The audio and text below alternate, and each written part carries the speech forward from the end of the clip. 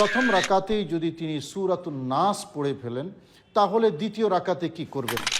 ফাইনি তুররা বেআন ক্বারাআ feel উলা কুল আউযু বিরাব্বিন নাস আ'আদাহা ফিস সানিয়া। আলা হযরত আজিমুল বরকত শাহ আহমদ রেজা খান সাহেব বেরলভী রহমতুল্লাহ আলাইহি একই ফতোয়া দিয়েছেন। আসসালামু আলাইকুম ওয়া রাহমাতুল্লাহি ওয়া বারাকাতুহু। বিসমিল্লাহির রহমানির রহিম।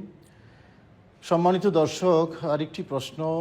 যোহর অথবা আসর নামাজে ইমাম সাহেব কেরাত মনে মনে পড়ে ইমাম সাহেব যদি প্রথম রাকাতে সূরা ফাতিহার পর সূরা নাস পড়ে ফেলে তাহলে দ্বিতীয় রাকাতে ইমাম সাহেব কোন সূরা পড়বে? এই সময় ইমাম সাহেবের কি করণীয়? প্রশ্নটি নিশ্চয়ই জনগুরুত্বপূর্ণ। এই প্রশ্নটি জবাব দেওয়ার আগে আরেকটি মাসালা আমাদের জানা দরকার, যে নামাজের ক্ষেত্রে তরতিবে সূরা এটা কিন্তু ওয়াজিব, অর্থাৎ ধারাবাহিকতা বজায় রেখে কোরআনে কারীম তেলাওয়াত করা।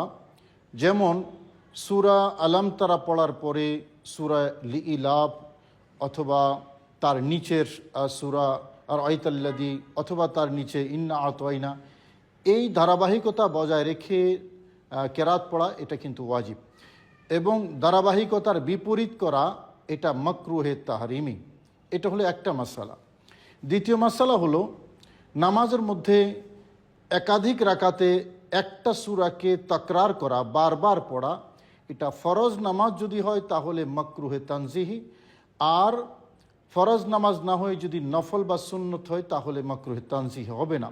এখন এই দুইটা মাসালা যখন আমরা জানতে পারলাম যে নামাজের মধ্যে তরতিবের খেলাপ করা, ধারাবাহিকতার খেলাপ করা এটা মাকরুহে তাহরিমি, আর একটা সূরা একাধিক রাকাতে রিপিট করা এটা মাকরুহে তানজিহি। এখন যেই ব্যক্তি ইমাম হোক বা একাকী নামাজ আদায়কারী হোক, যেই ব্যক্তি প্রথম রাকাতেই, এবং যেই নামাজে হোক, মাগরিব হোক জোহর হোক, প্রথম রাকাতেই যদি তিনি সূরাতুন নাস পড়ে ফেলেন তাহলে দ্বিতীয় রাকাতে কি করবেন? সেখান থেকে যদি সূরা বাকারাতে চলে যান তাহলে তরতিবের খেলাফ হবে, যেটা মাকরুহে তাহরিমি। আর যদি একই রাকাতে পরবর্তী রাকাতে একই সূরা যদি তিনি তেলাওয়াত করেন, যেটা একটু আগে বললাম আমরা, ফরজ নামাজ যদি হয় তাহলে মাকরুহে তানজিহি। এক্ষেত্রে দেখার বিষয় হলো, যদি তিনি ভুলক্রমে প্রথম রাকাতে আপনার সূরা নাস পড়ে ফেলেন তাহলে দ্বিতীয় রাকাতেও এটাই পড়বেন, মাকরু হবে না, যেহেতু ভুলক্রমে তিনি পড়ে ফেলেছেন। প্রথম রাকাত এবং দ্বিতীয় রাকাত দুটাতেই সূরা নাস পড়বেন। আর যদি ইচ্ছা করে যদি তিনি সূরা নাস পড়ে ফেলেন, সেক্ষেত্রেও তিনি সূরা বাকারা যাওয়া থেকে এই জায়গায় অর্থাৎ সূরা নাসটা রিপিট করা ওনার জন্য উত্তম।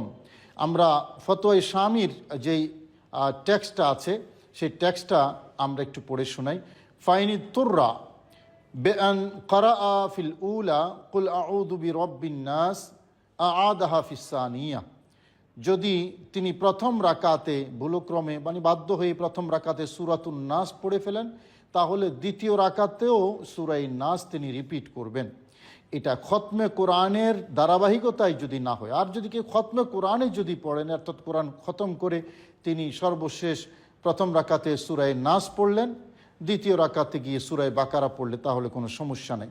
কিন্তু স্বাভাবিক নামাজে যেখানে খতমে কোরআনের কোনো ইস্যু থাকে না, এমনিতে যদি তিনি নামাজ পড়েন আর প্রথম রাকাতে সূরা নাস পড়ে ফেললেন তাহলে দ্বিতীয় রাকাতেও সূরা নাস পড়বেন।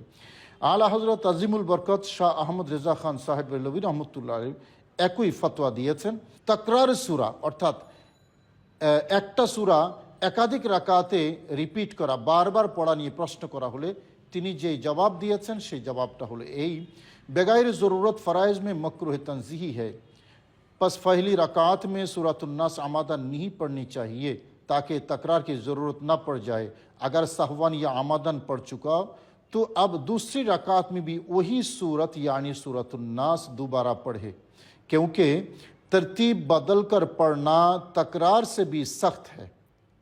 কথা একেবারে স্পষ্ট, অর্থাৎ প্রয়োজন ছাড়া একাধিক রাকাতে একটা সূরা রিপিট করা এটা ফরজ নামাজের মধ্যে মাকরুহে তানজিহি। সুতরাং প্রথম রাকাতে সূরা নাস ইচ্ছা করে যাতে কেউ না পড়ে, যাতে করে আবার দ্বিতীয় রাকাতে এটাকে রিপিট করার জন্য সে বাধ্য হয়ে না যায়। হ্যাঁ, যদি পড়েই ফেলে, ইচ্ছা করে হোক বা ভুলক্রমে হোক, তাহলে সূরা বাকারায় যাওয়া থেকে তার জন্য দ্বিতীয় রাকাতেও সূরাতুন নাস তেলাওয়াত করা এটা তার জন্য উত্তম। কারণ নামাজের ধারাবাহিকতা, কেরাতের ধারাবাহিকতা নষ্ট করা এটা আরও শক্ত, আরও কঠিন। সে কারণে দ্বিতীয় রাকাতেও তিনি সূরা নাসই তেলাওয়াত করবেন। এই হলো এই মাসালার সমাধান। আল্লাহ পাক আমাদের বুঝার তৌফিক নসিব করুন। আসসালামু আলাইকুম রহমতুল্লাহি ওয়া বারাকাতুহু।